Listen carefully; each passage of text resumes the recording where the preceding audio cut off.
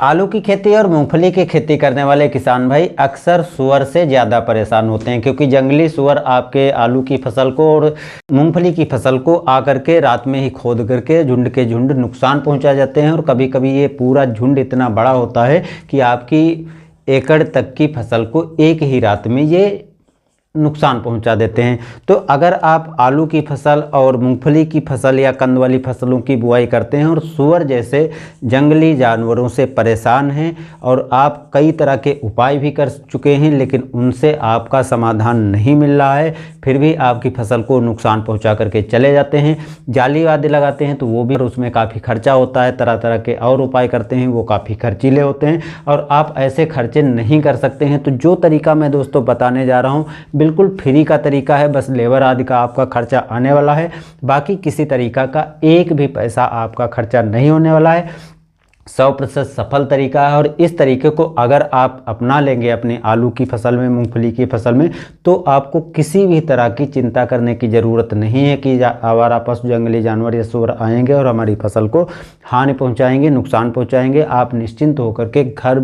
में आराम से सो सकते हैं। ऐसी सर्दियों में खेत में भटकने की कोई ज़रूरत नहीं है। तो कौन सा तरीका है, क्या क्या आपको करना है, वीडियो को शुरू से अंत तक देखना जिससे आप इस तरीके को आसानी से अच्छी तरीके से कर पाएँ और बिना कोई चिंता के आप अपनी आलू और मूंगफली जैसी फसलों को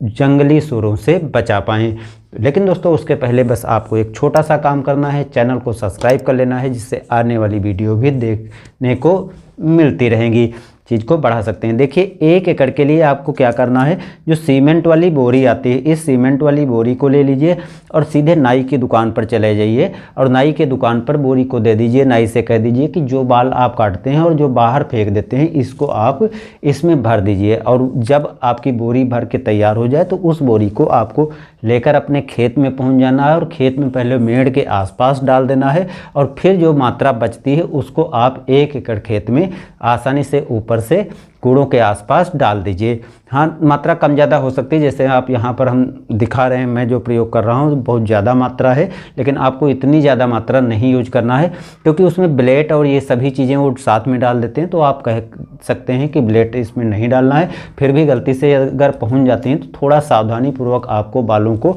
अपने खेत में बिखेरना है। और जब आप बालों को अपने खेत में कूड़ों के आसपास बिखेर देंगे, खेत के आसपास बिखेर देंगे, तो जो सूअर हैं वो रात में जब आएंगे तो रात में आने के बाद क्या करते हैं, वो कंद को खोदने के लिए मुंह से गड्ढा करना चालू करते हैं और जब वो मुंह से गड्ढा करने जा रहे होते हैं तो वो सांस को बहुत तेज़ी से लेते हैं और फिर छोड़ते हैं और जब वो गड्ढे के पास आएंगे और सांस को तेज़ी से खींचेंगे, जो बाल आपने डाल रखे हैं कटे हुए वो उनके नथनों में घुसना चालू होते हैं और उनको पता चल जाता है कुछ इसमें परेशानी है, हमें खतरा हो सकता है। और ख़तरे को भांप करके वो सूअर आपके खेत को नुकसान ना पहुंचा करके खेत से बाहर निकल जाते हैं और डर के कारण बाद में दोबारा आते भी नहीं हैं। और ये तरीका अपना करके आसानी से आप अपनी